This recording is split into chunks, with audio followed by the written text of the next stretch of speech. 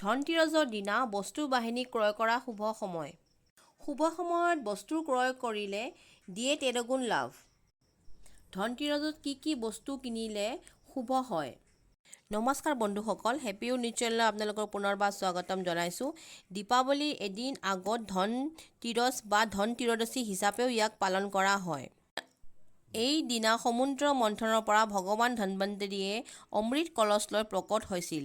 মান্যতা আছে যে এই দিন বস্তু ক্ৰয় কৰিলে ঘৰত লৈ আহিলে ঘৰত সুখ শান্তি সমৃদ্ধি বৃদ্ধি পায়।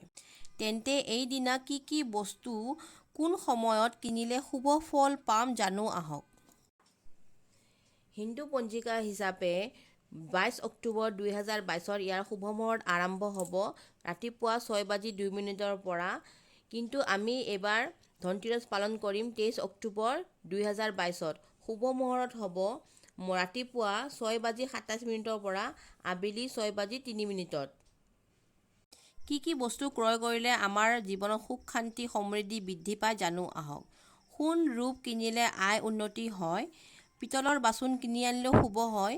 তাৰ লগত আপুনি ঝাৰু কিনিব পাৰে আৰু গোটা ধনিয়া কিনি আনি মা লক্ষ্মীৰ চৰণত দি পূজা অৰ্চনা কৰি নেক্সট দিন আপোনালোকে গামলাত সেইটো ৰুই দিব পাৰে বা গাৰ্ডেনত ৰুই ধনিয়া পাত হয় সেইটো খাব পাৰে।